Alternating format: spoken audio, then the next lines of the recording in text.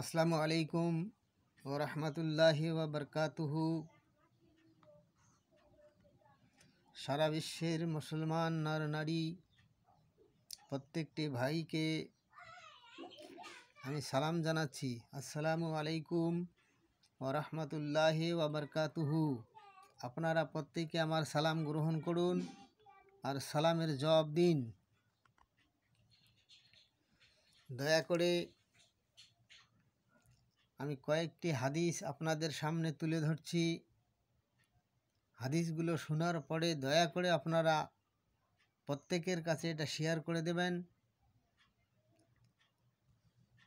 দিলে আপনারাও লাভবান হবেন, আমিও লাভবান হব আল্লাহ তাবারক তাআলার কাছে। এক হাদিস শুনিলে আর একজনকে পৌঁছিয়ে দেওয়া, এটি কলেমার 5টি হকের মধ্যে পড়ে। তাই আল্লাহ তাআলা রসুল করিম সাল্লাল্লাহু আলাইহি ওয়াসাল্লামের তরফ হইতে ওয়ান আনাসিন রাদিয়াল্লাহু তাআলা আনহু قال قال رسول الله صلى الله عليه وسلم طلب العلم فريضة على كل মুসলিম। ইবনে মাজাহ। এটা অনুবাদ হযরত আনাস রাদিয়াল্লাহু তাআলা আনহু হইতে বর্ণিত। রাসূলুল্লাহ সাল্লাল্লাহু আলাইহি ওয়াসাল্লাম ইরশাদ করেছেন, ইলম অর্জন করা প্রত্যেকটি মুসলমানদের জন্য ফরজ। ইবনে মাজাহ।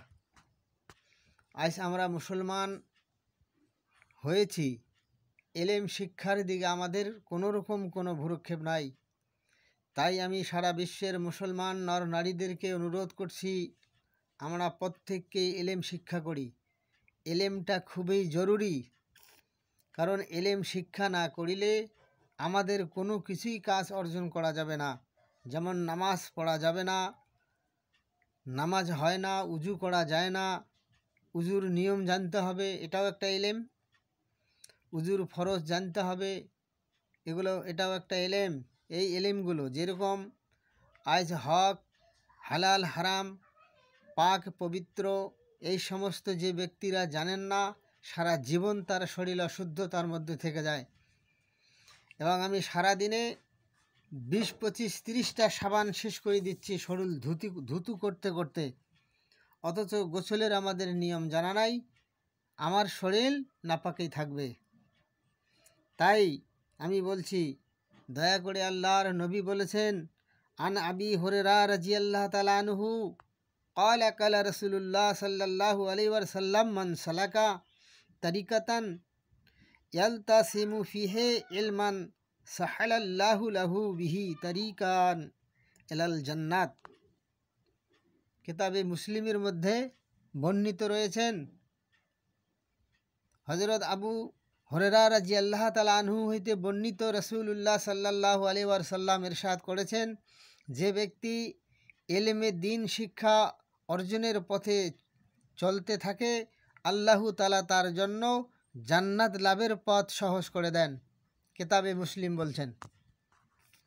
আবার আসছেন, আন আব্দুল্লাহ ইবনে উমর রাদিয়াল্লাহু তাআলা আনহু قال قال رسول الله صلى الله عليه وسلم বাল্লাগু আন্নি ওয়ালাউ আয়াতিন।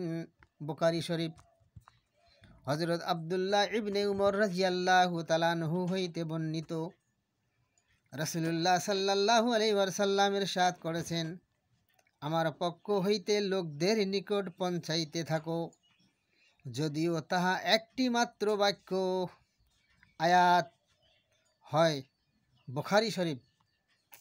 যে কথাটা আমি একটু আগে বললাম, যে হাদিস এবং কোরআন শোনার পরে যদি আমি অন্য কাহারও কাছে পৌঁছিয়ে দেই, এটা হবে আমার জন্য জান্নাতের পথ পরিষ্কার করা। আবার বলছেন, আন উসমান ইবনে আফফান রাদিয়াল্লাহু তাআলা আনহু ওয়া আন্না রাসূলুল্লাহ সাল্লাল্লাহু আলাইহি ওয়াসাল্লাম খায়রুকুম মান তাআল্লামাল কুরআনা ওয়া আল্লামাহু। তিরমিজি। হযরত উসমান ইবনে আফফান রাদিয়াল্লাহু তাআলা আনহু হইতে বর্ণিত, রাসূলুল্লাহ সাল্লাল্লাহু আলাইহি ওয়াসাল্লাম ইরশাদ করেছেন, তোমাদের মধ্যে সর্ব উত্তম ওই ব্যক্তি যে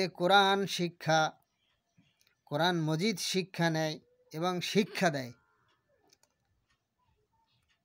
তাহলে এর মর্মে বোঝা গেল যে আমরা যাহা এলেম শিখব এবং যাহা শুনব মানুষের কাছে পৌঁছিয়ে দেওয়া, এটাই হচ্ছে আল্লাহ তাআলার হুকুম।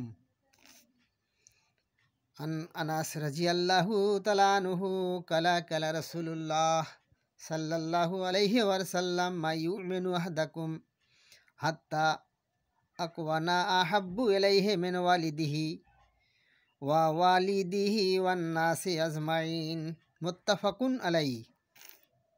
হযরত আনাস রাদিয়াল্লাহু তাআলা আনহু হইতে বর্ণিত, রাসূলুল্লাহ সাল্লাল্লাহু আলাইহি ওয়াসাল্লাম ইরশাদ করেছেন, তোমাদের মধ্যে কেউ ততক্ষণ পর্যন্ত পরিপূর্ণ মুমিন হইতে পারবে না যে পর্যন্ত আমি তার কাছে তার পিতা মাতা সন্তানী এবং অন্য সকল মানুষ হইতে অধিক ভালোবাসার পাত্র না হবে। এটা বুখারী শরীফের হাদিস। আল্লাহর নবী বলেছেন, বাবা মা আর অন্য পাড়া প্রতিবেশী ইহাদের কাছে যতক্ষণ পর্যন্ত আমি ভালো না হতে পারি ততক্ষণ পর্যন্ত আল্লাহ তাআলা তাকে মুমিন করবেন না। এই জন্য আমার অনুরোধ, আমরা প্রত্যেককেই হাদিস মতো চলার আল্লাহ তাবারক তাআলা আমাদেরকে চলার আতা ফরমাউক। এই বলে আমি আজকের হাদিস এখানে শেষ করছি।